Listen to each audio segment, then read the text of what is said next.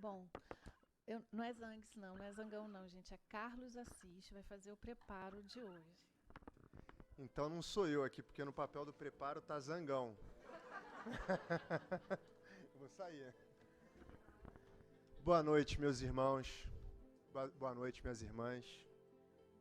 O preparo de hoje é do livro Vida Feliz, de Joana de Ângeles, capítulo 48. Exila das províncias da tua vida a maldade. Rebate o pensamento doentio com o saudável. Corta a rede perniciosa das suspeitas injustificáveis com a tesoura da confiança no seu próximo. É tormentoso viver armado contra os outros, ver primeiro o lado negativo, detectar a imperfeição. Ninguém há na terra sem defeitos, como não existe uma só pessoa que não possua também virtude. Por pior que esse indivíduo seja, procure o lado bom de todos e te descobrirás bens, renovável e afável. Olha o puxão de orelha que a Joana dá na gente, né? Como sempre. Eu vou fazer uma pergunta para vocês. Alguém de vocês acorda de manhã e fala assim: poxa, hoje eu vou perturbar minha mulher, eu vou perturbar o meu marido, eu vou sacanear o meu chefe. Acho que ninguém de vocês acorda com esse pensamento, né? Pelo menos eu espero que não, né? Então, assim, o que ela está dando aqui de recomendação é bem isso. Sabe quando seu marido esquece de colocar a roupa suja lá no cesto de roupa suja? Ou fala que vai lavar o prato e não lava e tudo mais? O que ela está falando aqui pra gente é o seguinte: às vezes ele não está fazendo isso por mal, ele não está fazendo isso para te ver mal. Às vezes ele está fazendo porque ele esqueceu, porque ele não se lembrou, ou às vezes também não é muito a maior qualidade dele. E a gente fica, né, com aquele pensamento: poxa, ele está fazendo isso só para me sacanear. A gente está armado, a gente está na defensiva, seja com o nosso chefe: olha, ele está me mandando fazer esse trabalho só para me prejudicar. Então o que ela está falando é para a gente abrir o olho para não ter esse lado tipo negativo com a outra pessoa. Para a gente ver também, pensar as coisas boas, ver o lado positivo das pessoas e não ficar armado, porque é completamente tormentoso. Quando a gente chega no dia de trabalho e fala assim: putz, por que isso está acontecendo? E vê de uma forma positiva, parece que todo o fluxo da energia, tudo muda. Tudo começa a fluir, tanto em casa quanto no trabalho. E ela está dando essa recomendação. E assim, é óbvio, como a gente está no mundo de provas e expiações, com certeza, às vezes, alguém vai estar fazendo algo que nos prejudique. E o que ela mostra é o seguinte: se alguém está fazendo errado, não está fazendo por mal, faz exatamente por falta de conhecimento. Porque quando ela está fazendo mal para você, pode ter certeza que ele está fazendo mal para ele também. Então, olhar com um ar de compaixão, pensar como se fosse a criança que coloca o dedo na tomada, que ela não faz aquilo de propósito para se machucar, ela só faz porque ela ainda não tem o conhecimento que de colocar o dedo na tomada ela vai estar tomando um choque. Uma boa palestra para vocês.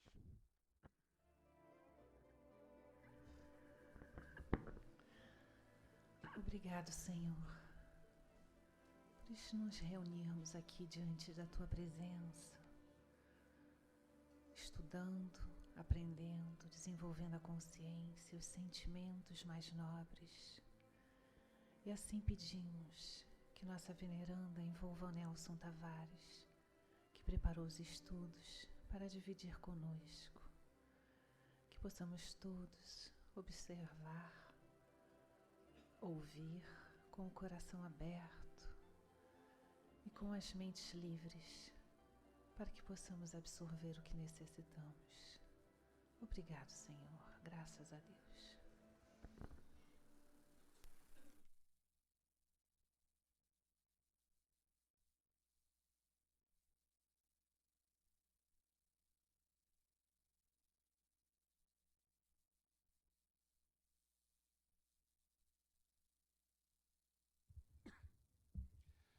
Boa noite, gente. Já é boa noite, é verdade. Sejam todos muito bem-vindos à casa de Joana.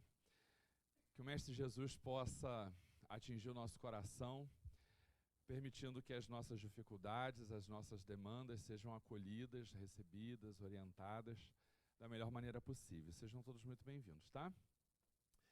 Olha, o tema que a Iraci me deu hoje, nem sei se foi a Iraci quem escolheu esse negócio está meio voltado para isso. Coragem da fé.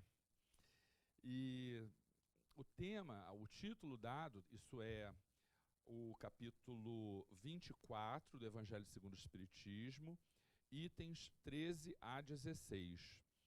Se você ouvir o título, Coragem da Fé, talvez a gente não tenha um tanto dimensão daquilo de que efetivamente o capítulo vai tratar. E tem bastante a ver até com o que os amigos estavam falando aí. Eu fiquei mais aliviado até de saber que eu não estava estranho em falar as coisas aqui que a gente previu falar.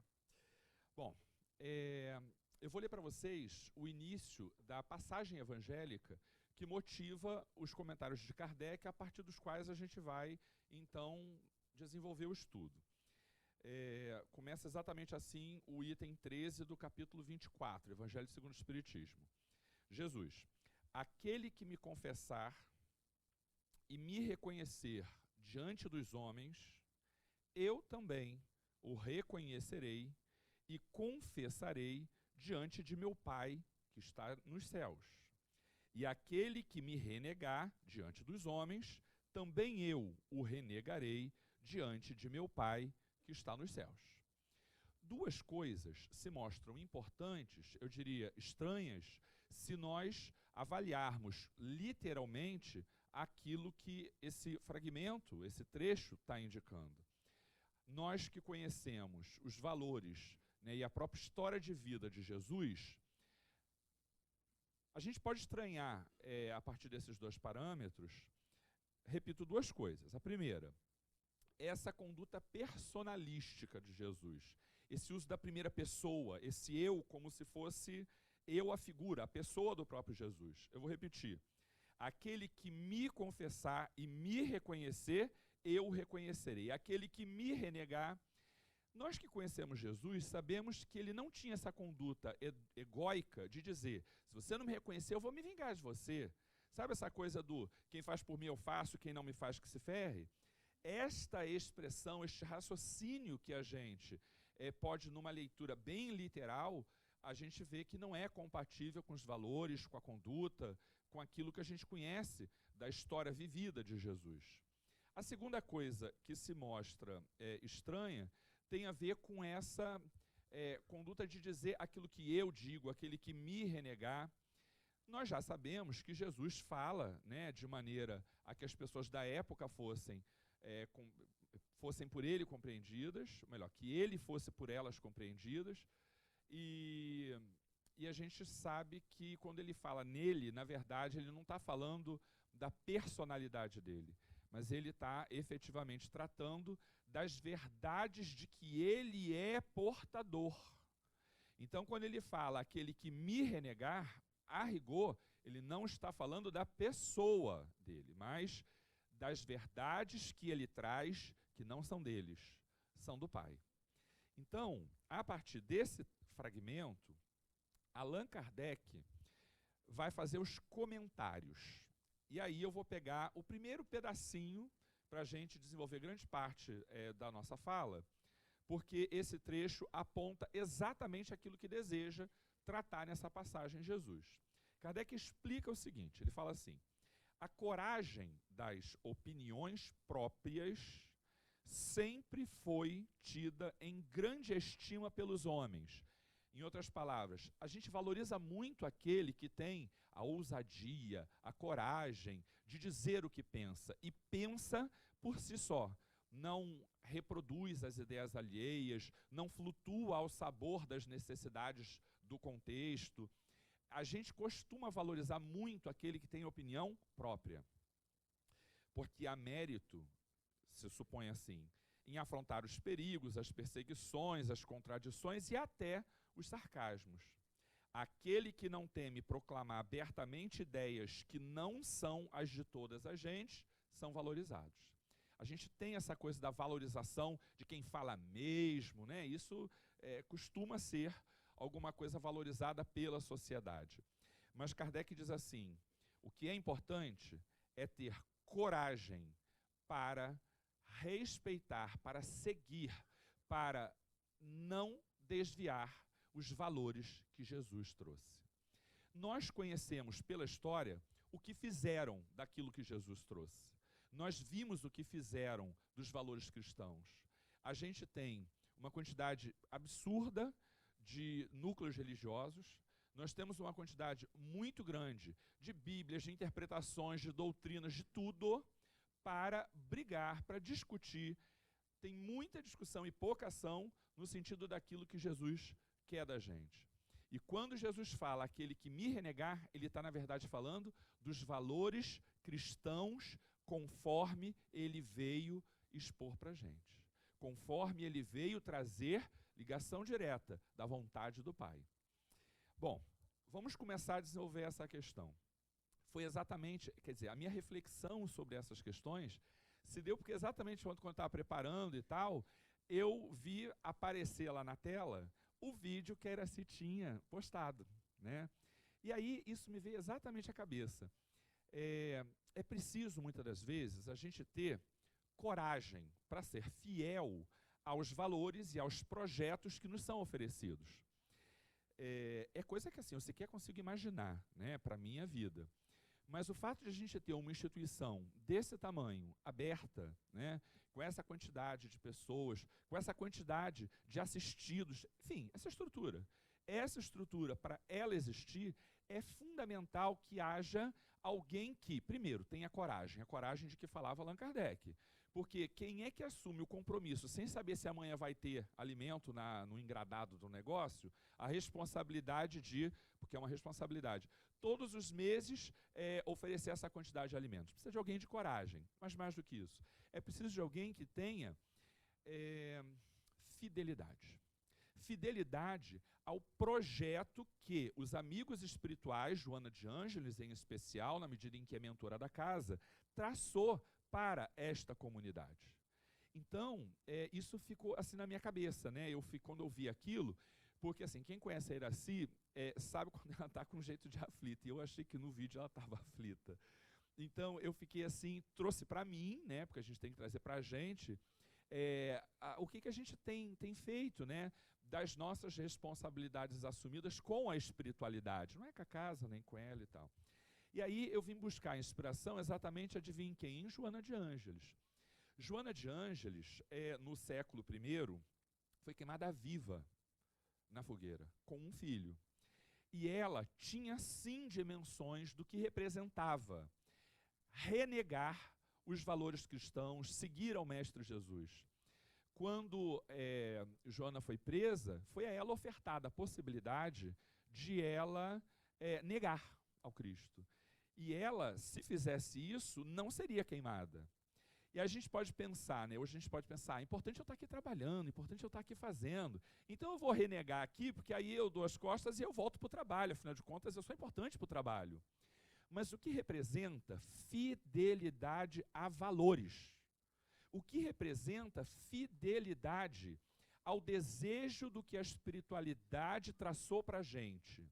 Ela, sabedora do que isso representava e das consequências que isso traria para a sua própria vida, fez a opção mais difícil, porém, ao que tudo indica, a mais adequada. Tanto que ela foi queimada e, junto com ela, um dos seus filhos. Ela tinha tanta dimensão do que isso representava como qualquer outra mãe teria.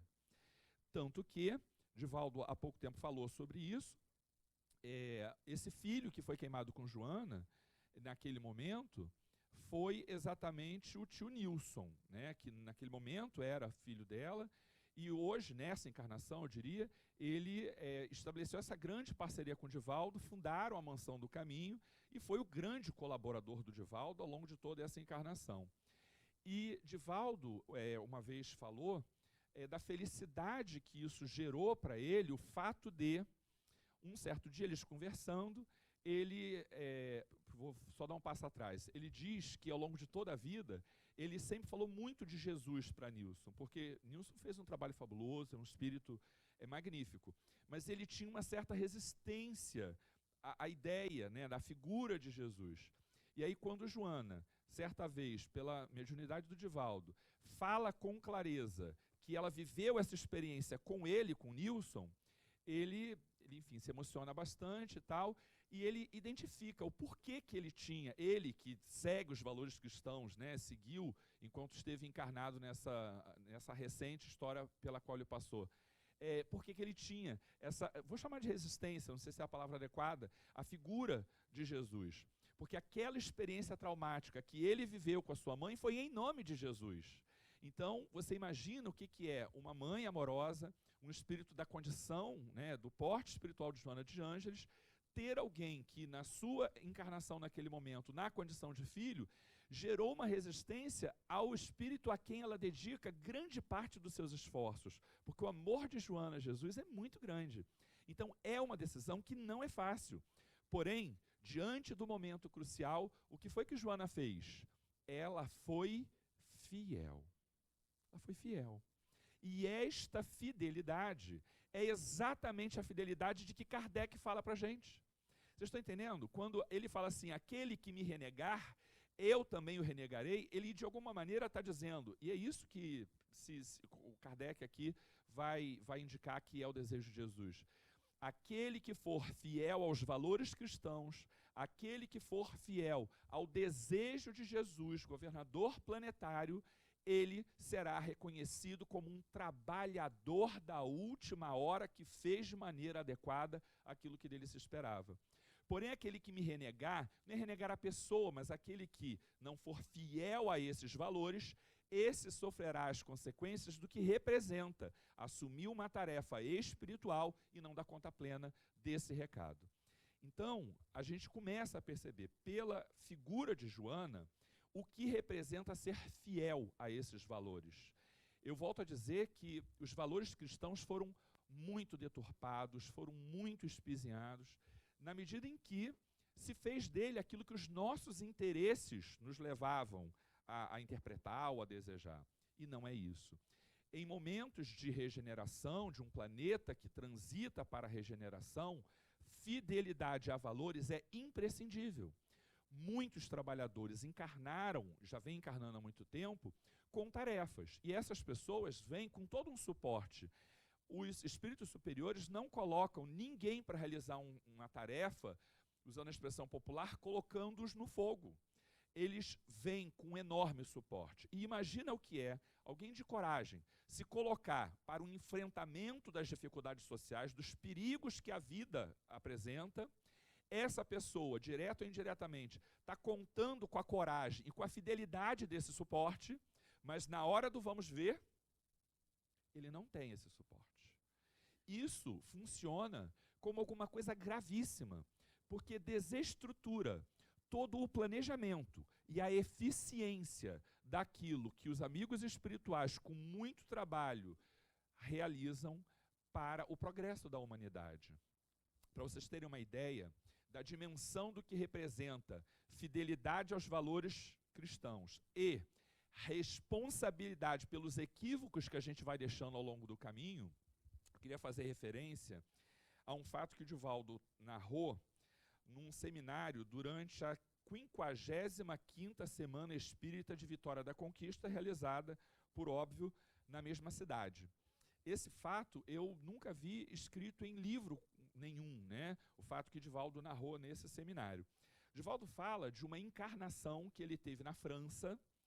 Essa encarnação, ele teve ciência desse fato, né? Ele foi revelado o que aconteceu há cerca, fazendo aqui as contas, 48 anos atrás, quando, salvo engano, a sua primeira visita à França.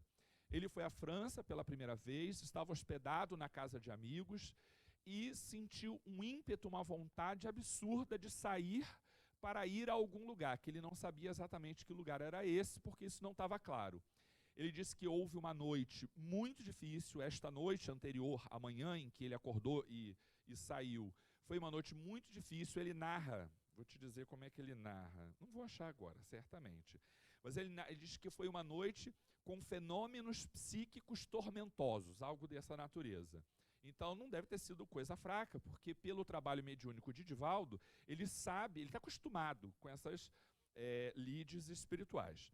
E então ele fala a contragosto do seu anfitrião que ele vai sair, porque ele é preocupado, alguém que não fala a língua, né, que não conhece o lugar, e alguém dá condição de Valdo, disse, não vai sozinho não, vai alguém que você disse, não, eu preciso ir sozinho.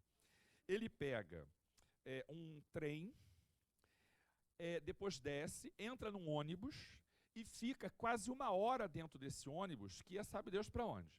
Pede para descer num lugar ermo, que tem uma estradinha de pedra bem cuidada, como ele narra, como ele descreve a rigor.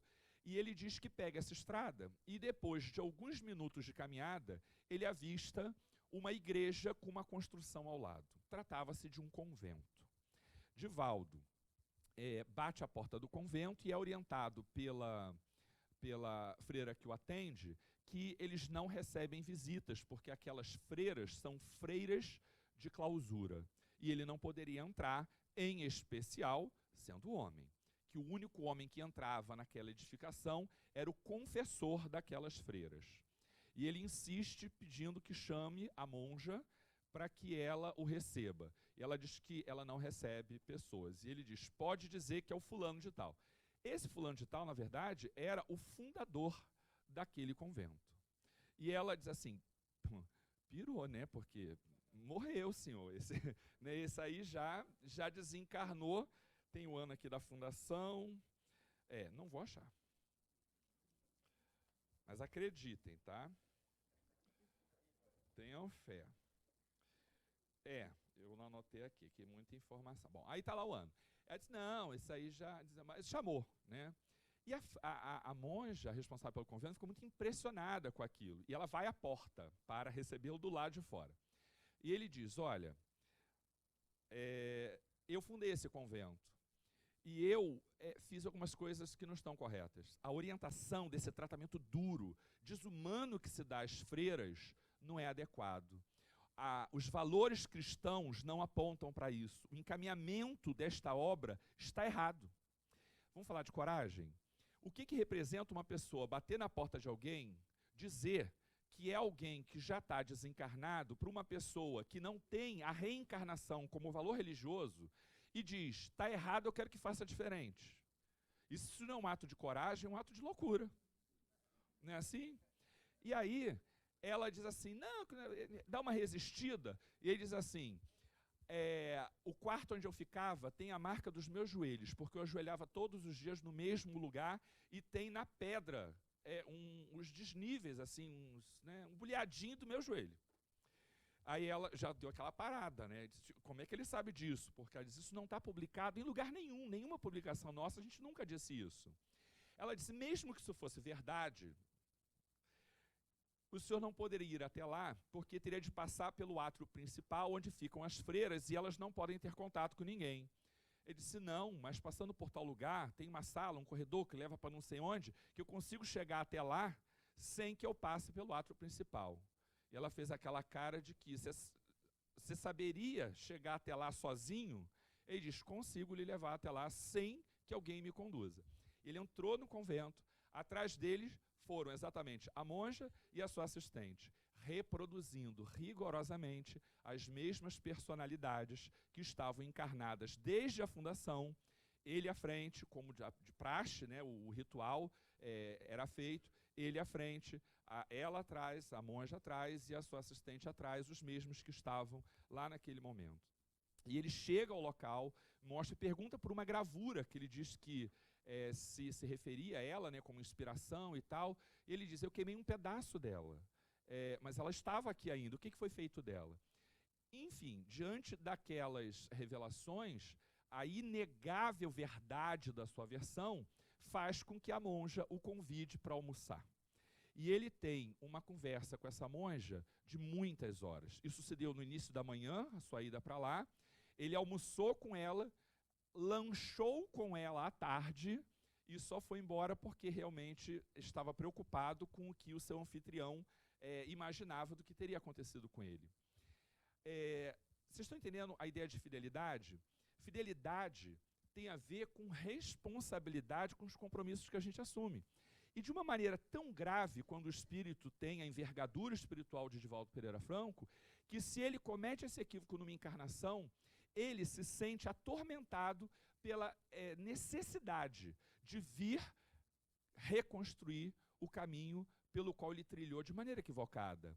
Então, aquela era uma demanda dele para que os equívocos por ele praticados fossem corrigidos. E isso era um compromisso que ele tinha com as almas afins que estavam na clausura dentro daquele convento. Ele promete a essa monja o envio de um exemplar do Evangelho segundo o Espiritismo e do Livro dos Espíritos.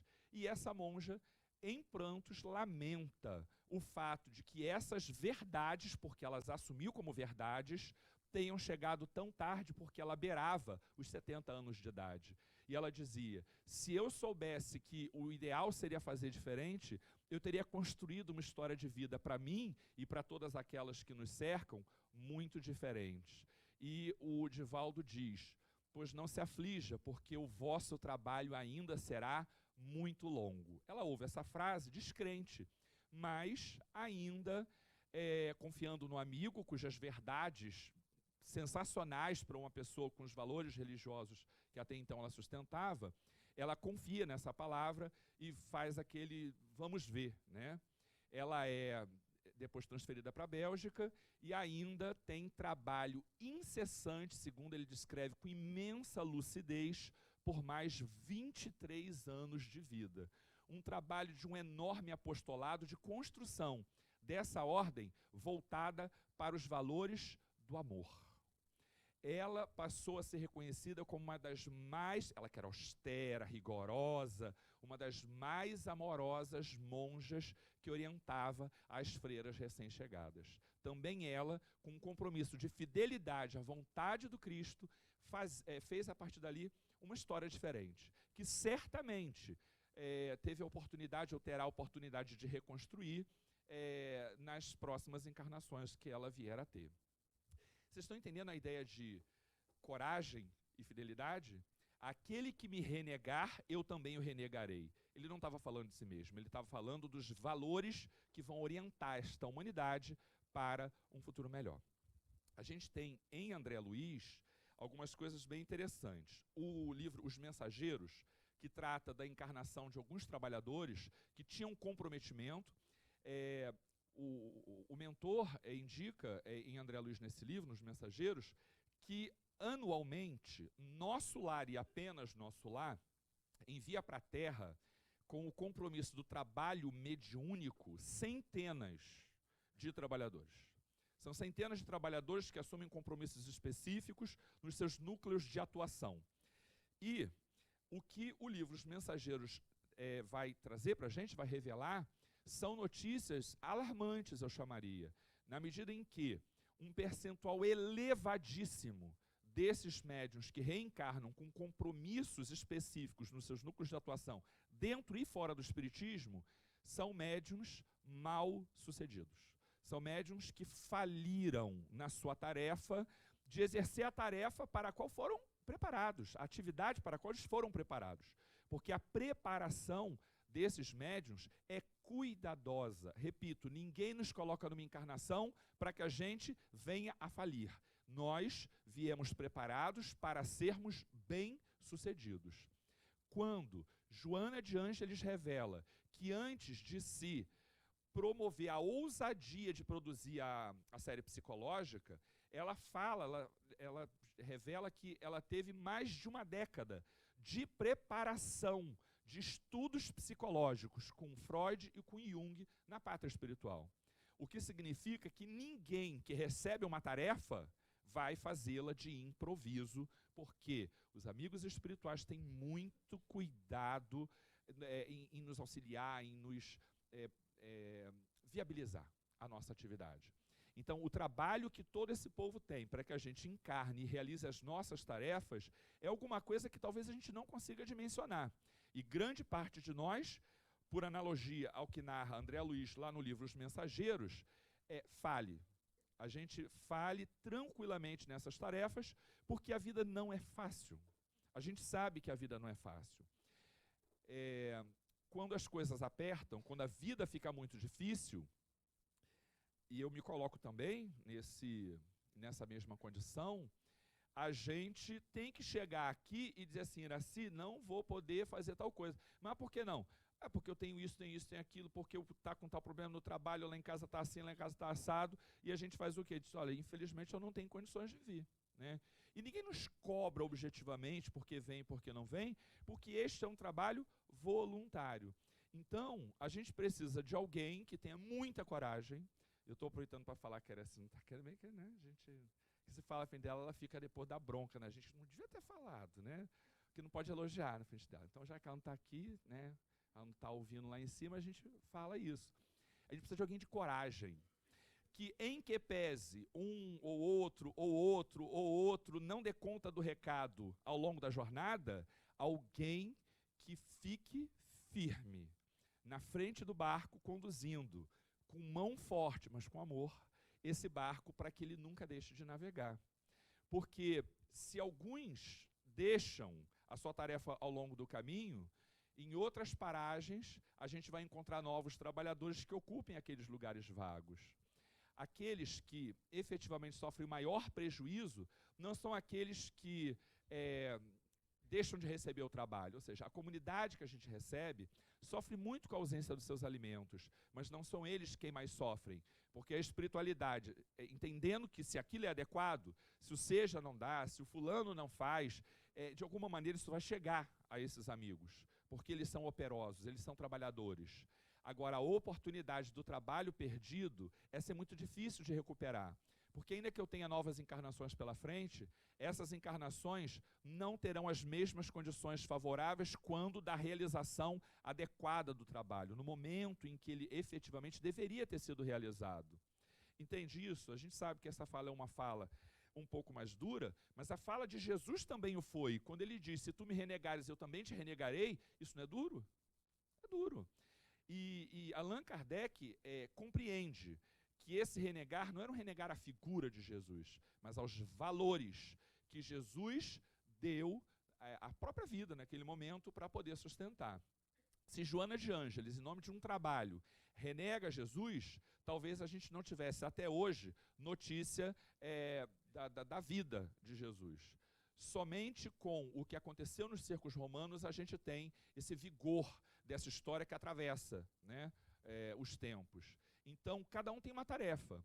E a tarefa de todos esses cristãos primitivos era efetivamente dar a vida em nome de seu mestre. Esse que, segundo o Livro dos Espíritos, é nosso guia e modelo.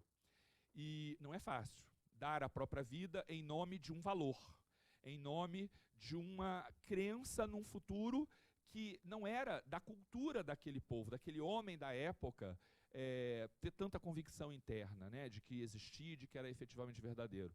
Mas aqueles homens valorosos daquele momento deram as suas vidas em nome dos valores cristãos. E nós estamos hoje herdeiros dessas conquistas. Só que novos trabalhos vêm, novos desafios se desenham e novas tarefas nos são atribuídas. Ninguém reencarna com passaporte, todo mundo reencarna com carteira de trabalho. É isso que a gente escuta? Porque a gente tem coisas a realizar, a gente não veio para passear, a gente veio para trabalhar, a gente veio para crescer, a gente veio para progredir. E a gente precisa de quê? De coragem.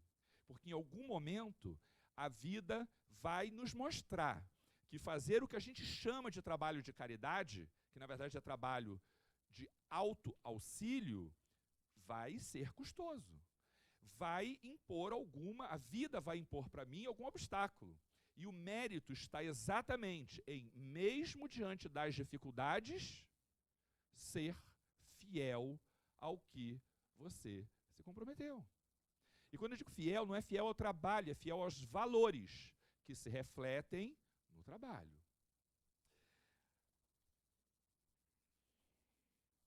O outro trecho do livro Os Mensageiros, o André Luiz fala da história do Belarmino. Vou ler, é um trecho pequeno. Isso é Belarmino falando, tá? Um dos médiuns falidos que voltaram ao nosso lar em derrocada moral por conta de não ter dado conta em virtude de não ter dado conta da sua tarefa. A missão de doutrinador, diz ele, é muitíssimo grave para qualquer homem. Na vida humana, junto aos que administram e aos que obedecem, Aprendi que há aqueles que ensinam. Chego, pois, a pensar que nas esferas da crosta há mordomos, cooperadores e servos. Muito especialmente os que ensinam devem ser dos últimos. Às vezes a gente tem a ideia de que quem está na condição de instrutor, quem está na condição de dirigente de trabalho, de coordenador de atividade, tem algum mérito porque isso o coloca numa condição social ali de maior evidência pela circunstância do trabalho. E ele diz, eu entendo que aqueles que ensinam devem ser os mordomos, aqueles que vêm para servir, porque o compromisso desses é maior. A mediunidade de Edivaldo Pereira Franco, com a condição espiritual que ele tem, não lhe eximiu das responsabilidades de voltar a um lugar para dizer eu estava errado e é necessário reconstruir o rumo dessa obra. Esta mediunidade não o impossibilitou, pelo contrário, facilitou o fato de um desafeto de outras vidas por razões muito graves, praticar um processo obsessivo gravíssimo, e eu me refiro ao Máscara de Ferro, como o Edivaldo de Pereira Franco chama no livro de estrelas, isso. Semeador de Estrelas, eu estou falando de constelação, porque eu não quero, né? O Semeador de Estrelas, Edivaldo fala, sofreu um processo obsessivo gravíssimo contra alguém que foi prejudicado por Edivaldo. Alguém contra quem Edivaldo praticou atos gravíssimos. E a mediunidade dele não o eximiu de um processo obsessivo gravíssimo. A quantidade de questões que Edivaldo vem resolvendo esta vida, em nome da mediunidade, não o colocaram na condição de quem diz, gente, dá licença, já tem muita coisa para resolver. Esse negócio de mansão do caminho, cuidar de criança carente, tem muita coisa já para resolver. Estou cheio de problema, entendeu? Não dá para construir mansão do caminho, não. Muito pelo contrário. No meio de todos esses percalços, ele encontrava motivação para realizar esse trabalho com mais vigor, porque a quantidade de pessoas que chegaram foi enorme. Aliás, para quem não sabe, a comunidade que fica próxima à Mansão do Caminho não estava lá quando a mansão se instalou, muito pelo contrário. A pobreza foi em torno da luz gerada pela Mansão do Caminho. A região sempre foi pobre, mas a comunidade que se instala próxima, ela surgiu da busca que essas pessoas, desafortunadas, porque não tem a quem recorrer, batiam na porta daquele homem e a luz gerada por esta obra social magnífica atraiu aqueles que são os abandonados da sociedade. Então, a gente também tem, de alguma maneira, esses desafortunados batendo na nossa porta. Eu não estou me referindo só à cesta básica, não, porque ela é uma questão de urgência, mas ela é o menor de todos os nossos problemas. Porque quando no domingo, aquele que trabalha no Seara recebe as pessoas aqui, sabe que os desafios dele são emergencialmente de fome e remédio, né, de comida e de remédio. Mas as mazelas, as dificuldades, os anseios, os problemas que essas pessoas trazem são de complexidade muito maior. E trabalho dessa natureza não se faz sem braços encarnados.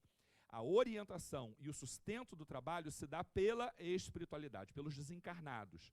Mas o trabalho efetivo se dá pelos braços dos encarnados, que muitas das vezes, comprometidos com as suas questões, com as suas dificuldades pessoais, com os seus trabalhos, deixam um projeto dessa envergadura em nome de coisas que são muito simples. Eu não estou com um discurso moralista de quem cobra das pessoas, porque eu próprio também tenho aqui as minhas... Nem pergunta, parece, o que eu deixei aí ao longo do caminho, que vai ficar ruim para mim. A minha ficha está meio ruim.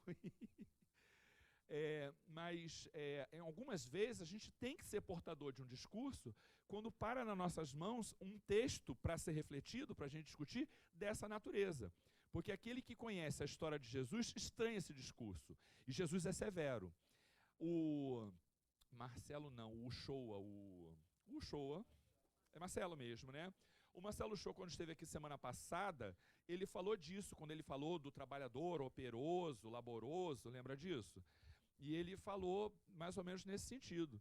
As pessoas, às vezes, elas podem, de má vontade, estar realizando uma tarefa, essa fala é do Edivaldo, ele está num livretinho fininho que dá para ler numa tardezinha, porque é fininho mesmo, deve ter umas 30 páginas, que fala sobre o movimento espírita, né, sobre o papel do trabalhador da casa espírita e a condução do espiritismo, do movimento espírita pelas casas espíritas. Ali Jesus diz isso. As pessoas são trabalhadas, são preparadas para exercerem determinadas tarefas. Então esse trabalhador, ele é o ideal para aquela tarefa. Ele pode estar de má vontade, mas é melhor que este trabalhador de má vontade realize aquele trabalho a que um outro cheio de boa vontade, mas sem qualificação e sem essa preparação, essa bagagem espiritual para realizar aquela tarefa. Então assim, ainda que de má vontade, a gente pede que vocês reflitam sobre a necessidade de a gente realizar os trabalhos que nos chegam a título de convite. Às vezes a vida nos coloca diante de convite que a gente não sabe muito bem. Parece que foi coincidência aquilo ter chegado na nossa mão. Mas a rigor é o chamado para que o cristão redivivo, né, no movimento do cristianismo redivivo, possa executar a tarefa que lhe cabe. Talvez até porque esse indivíduo que hoje bate à minha porta buscando auxílio é alguém que hoje vive uma vida difícil porque eu, no passado recente, o ajudei a se colocar nessa condição. Mas eu recebi a benesse de não estar com ele no mesmo contexto, de ter uma condição um pouco melhor para que eu possa ajudá-lo. Aí o trabalho chega, o que a gente faz? Ah, é porque hoje eu estou ocupado, porque eu tenho muito trabalho, eu tenho um relatório para fazer e coisas do gênero. Está entendendo? Então, como a gente não tem muito mais tempo, Joana fala isso. Quando a Joana vem nos trabalhos, no congresso, Joana costuma, pela psicofonia de Iraci, se dirigir aos trabalhadores desta casa. E uma fala recorrente, eu diria certa, de Joana é: meus filhos, não percam tempo. Não percam tempo. Não há mais tempo para perder. Até tem uma frase que eu acho linda, ela diz: não percam tempo, não se percam. Não se percam nas escolhas mal realizadas. Então, essa fala, que é de Jesus e é de Joana, causou em mim desde ontem um certo embaraço, digamos, porque os tempos vêm sendo difíceis e a gente vem abrindo mão de algumas coisas. Só para exemplificar, eu não estou conseguindo ver os sábados, né? Não sei como é que vai ficar, a gente tem que rever o sábado, talvez, porque a cobrança veio, né? E quem sabe o que é trabalhar nessa casa, sabe que não é só a leitura e tal. Aí a gente vai dormir e acorda com uma culpa horrorosa, né? Que não é à toa, que não é à toa. E a Iraci tem uns negócios meio estranhos assim, para quem não sabe, que a gente chega assim, a gente fala nada, né? Que a gente tem culpa, a gente guarda aquele negócio. A Iraci, aí, tudo bem? Eu digo, tudo bem, por quê? Que ela já sabe que puxou a orelha da gente, né? Então, é isso. A gente queria pedir que vocês refletissem. Porque os trabalhos também não estão só aqui não, hein? Os trabalhos não estão só aqui. Os trabalhos estão dentro da tua casa, estão lá no teu trabalho, estão lá... Vocês sabem onde estão, né? Vocês sabem. É só pensar aí onde está meio estranho, lá está o teu trabalho. E ele te chama.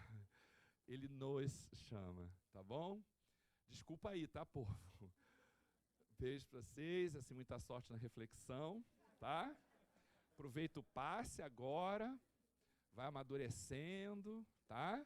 E vamos encher aqueles engradados lá embaixo, por favor, tá? Muito obrigado, que Jesus os acompanhe e proteja. Fiquem com Deus.